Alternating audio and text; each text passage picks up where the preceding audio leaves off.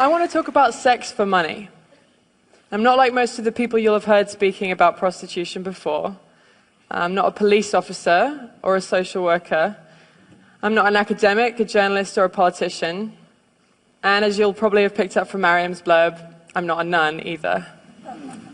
Most of those people would tell you that selling sex is degrading, that no one would ever choose to do it, that it's dangerous, women get abused and killed.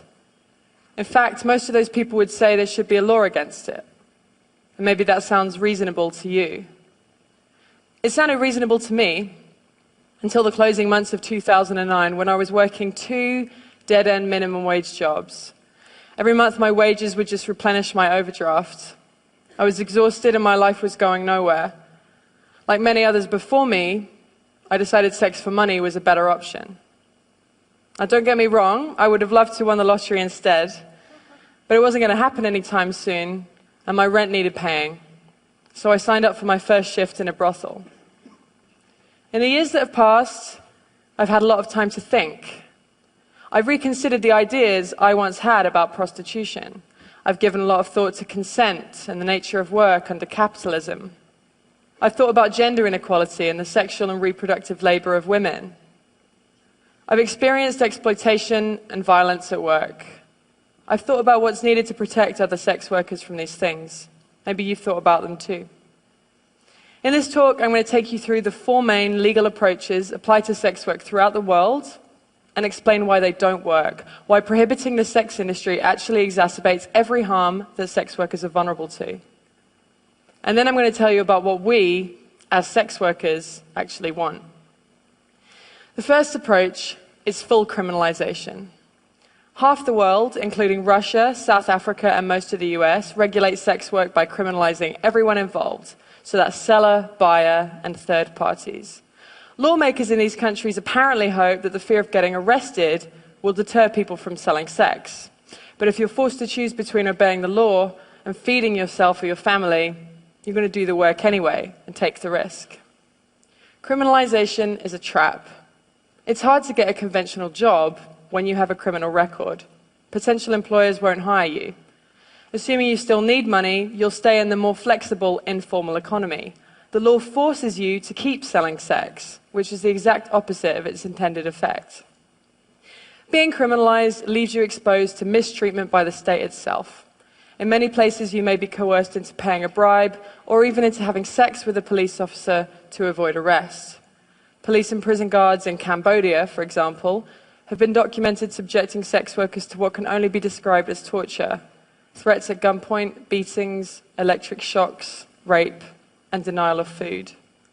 Another worrying thing, if you're selling sex in places like Kenya, South Africa, or New York, a police officer can arrest you if you're caught carrying condoms, because condoms can legally be used as evidence that you're selling sex.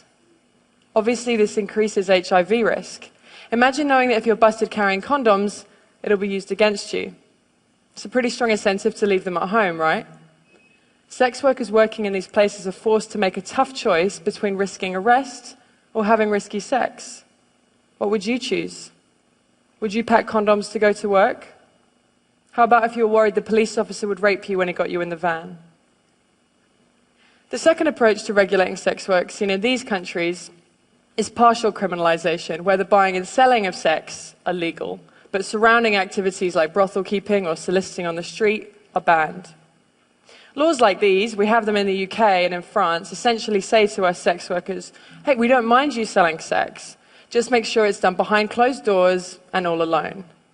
And brothel keeping, by the way, is just defined as just 2 or more sex workers working together. Making that illegal means that many of us work alone, which obviously makes us vulnerable to violent offenders. But we're also vulnerable if we choose to break the law by working together. A couple of years ago, a friend of mine was nervous after she was attacked at work, so I said that she could see her clients from my place for a while. During that time, we had another guy turn nasty. I told the guy to leave or I'd call the police. And he looked at the 2 of us and he said, you girls can't call the cops. You're working together, this place is illegal. He was right. He eventually left without getting physically violent, but the knowledge that we were breaking the law empowered that man to threaten us. He felt confident he'd get away with it. The prohibition of street prostitution also causes more harm than it prevents. Firstly, to avoid getting arrested, street workers take risks to avoid detection. That means working alone or in isolated locations like dark forests where they're vulnerable to attack. If you're caught selling sex outdoors, you pay a fine. How do you pay that fine without going back to the streets? It was the need for money that saw you on the streets in the first place. And so the fines stack up, and you're caught in a vicious cycle of selling sex to pay the fines you got for selling sex. Let me tell you about Mariana Poper, who worked in Redbridge, East London. The street workers on her patch would normally wait for clients in groups, for safety in numbers, and to warn each other about how to avoid dangerous guys. But during a police crackdown on sex workers and their clients, she was forced to work alone to avoid being arrested. She was stabbed to death in the early hours of October 29th, 2013, and she'd been working later than usual to try to pay off a fine she'd received for soliciting. So if criminalizing sex workers hurts them, why not just criminalize the people who buy sex? This is the aim of the third approach I want to talk about, the Swedish or Nordic model of sex work law. The idea behind this law is that selling sex is intrinsically harmful, and so you're in fact helping sex workers by removing the option. Despite growing support for what's often described as the end demand approach, there's no evidence that it works. There's just as much prostitution in Sweden as there was before. Why might that be? It's because the people selling sex often don't have other options for income. If you need that money, the only effect that a drop in business is going to have is to force you to lower your prices or offer more risky sexual services. If you need to find more clients, you might seek the help of a manager. And so you see, rather than putting a stop to what's often described as pimping, a law like this actually gives oxygen to potentially abusive third parties. To keep safe in my work, I try not to take bookings from someone who calls me from a withheld number. If it's a home or a hotel visit, I try to get a full name and details. If I worked under the Swedish model, a client would be too scared to give me that information. I might have no other choice but to accept a booking from a man who is untraceable if he later turns out to be violent. If you need their money, you need to protect your clients from the police. If you work outdoors, that means working alone or in isolated locations, just as if you were criminalized yourself. It might mean getting into cars quicker. Less negotiating time means snap decisions. Is this guy dangerous or just nervous? Can you afford to take the risk? Can you afford not to? Something I'm often hearing is prostitution would be fine if we made it legal and regulated it. We call that approach legalization, and it's used by countries like the Netherlands, Germany, and Nevada in the US. But it's not a great model for human rights. Under state-controlled prostitution, commercial sex can only happen in certain legally designated areas or venues, and sex workers are made to comply with special restrictions like registration and forced health checks. Regulation sounds great on paper, but politicians deliberately make regulation around the sex industry expensive and difficult to comply with. It creates a two-tiered system, legal and illegal work. We sometimes call it backdoor criminalization. Rich, well-connected brothel owners can comply with the regulations, but more marginalized people find those hoops impossible to jump through. And even if it's possible in principle, getting a license or proper venue takes time and costs money. It's not going to be an option for someone who's desperate and needs money tonight. They might be a refugee or fleeing domestic abuse. In this two-tiered system, the most vulnerable people are forced to work illegally, so they're still exposed to all the dangers of criminalization I mentioned earlier. So, it's looking like all attempts to control or prevent sex work from happening make things more dangerous for people selling sex. Fear of law enforcement makes them work alone, in isolated locations, and allows clients and even cops to get abusive in the knowledge they'll get away with it. Fines and criminal records force people to keep selling sex, rather than enabling them to stop. Crackdowns on buyers drive sellers to take dangerous risks and into the arms of potentially abusive managers. These laws also reinforce stigma and hatred against sex workers. When France temporarily brought in the Swedish model 2 years ago, ordinary citizens took it as a cue to start carrying out vigilante attacks against people working on the street. In Sweden, opinion surveys show that significantly more people want sex workers to be arrested now than before the law was brought in. If prohibition is this harmful, you might ask, why is it so popular? Firstly, sex work is and always has been a survival strategy for all kinds of unpopular minority groups. People of colour, migrants, people with disabilities, LGBTQ people, particularly trans women. These are the groups most heavily profiled and punished through prohibitionist law. I don't think this is an accident. These laws have political support precisely because they target people that voters don't want to see or know about. Why else might people support prohibition? Well, lots of people have understandable fears about trafficking. Folks think that foreign women kidnapped and sold into sexual slavery can be saved by shutting a whole industry down. So let's talk about trafficking. Forced labor does occur in many industries, especially those where the workers are migrants or otherwise vulnerable, and this needs to be addressed. But it's best addressed with legislation targeting those specific abuses, not an entire industry. When 23 undocumented Chinese migrants drowned while picking cockles in Morecambe Bay in 2004, there were no calls to outlaw the entire seafood industry to save trafficking victims. The solution is clearly to give workers more legal protections, allowing them to resist abuse and report it to the authorities without fear of arrest. The way the term trafficking is thrown around implies that all undocumented migration into prostitution is forced. In fact, many migrants have made a decision out of economic need to place themselves into the hands of people smugglers. Many of them do this with the full knowledge that they'll be selling sex when they reach their destination. And yes, it can often be the case that these people smugglers demand exorbitant fees, coerce migrants into work they don't want to do, and abuse them when they're vulnerable. That's true of prostitution, but it's also true of agricultural work, hospitality work, and domestic work. Ultimately, nobody wants to be forced to do any kind of work, but that's a risk many migrants are willing to take because of what they're leaving behind. If people were allowed to migrate legally, they wouldn't have to place their lives into the hands of people smugglers. The problems arise from the criminalization of migration, just as they do from the criminalization of sex work itself.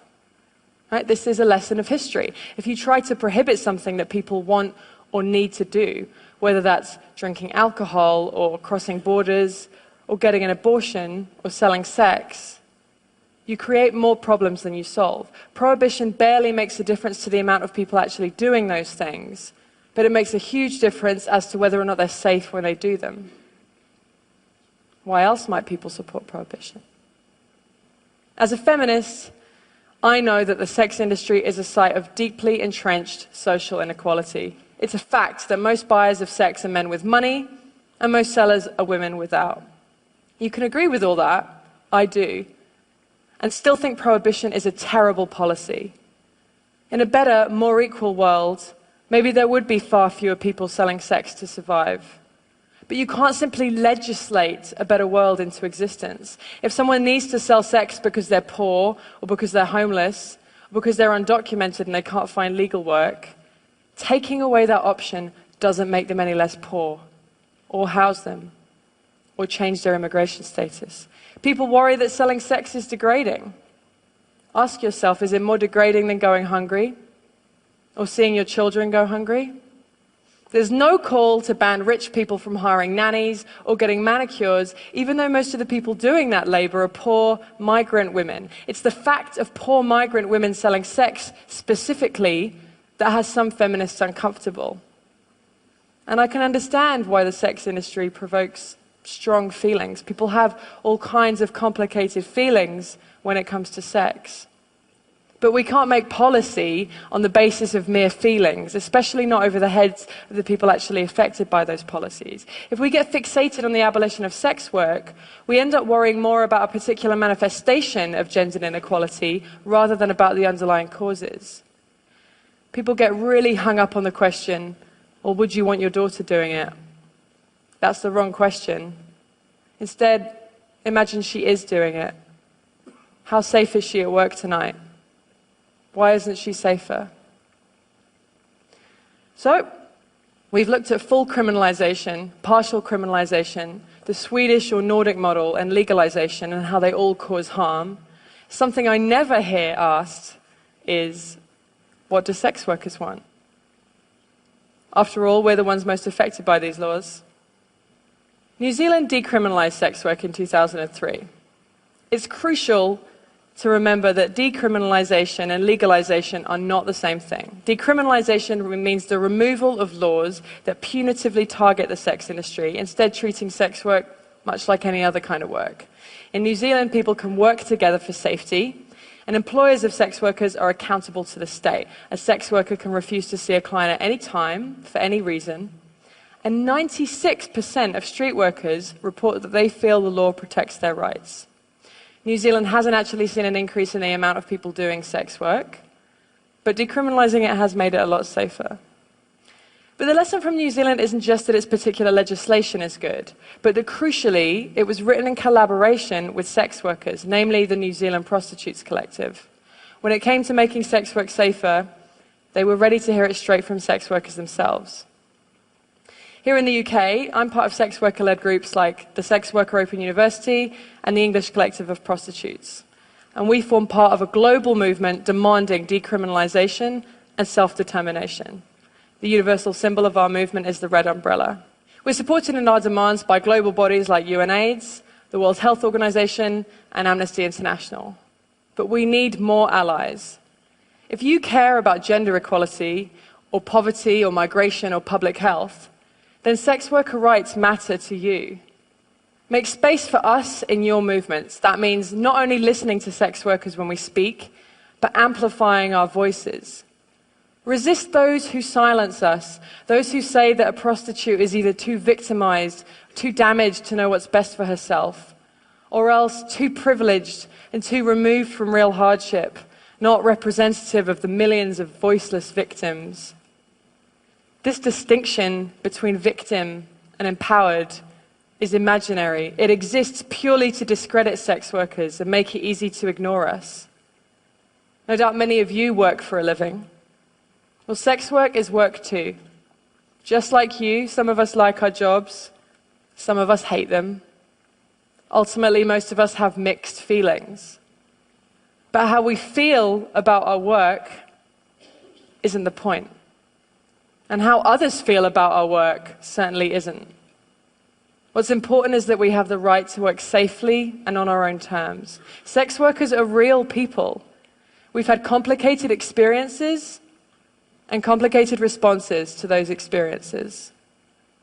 But our demands are not complicated. You can ask expensive escorts in New York City, brothel workers in Cambodia, street workers in South Africa, and every girl on the roster at my old job in Soho, and they will all tell you the same thing. You can speak to millions of sex workers and countless sex worker-led organizations. We want full decriminalization and labor rights as workers. I'm just one sex worker on the stage today, but I'm bringing a message from all over the world. Thank you.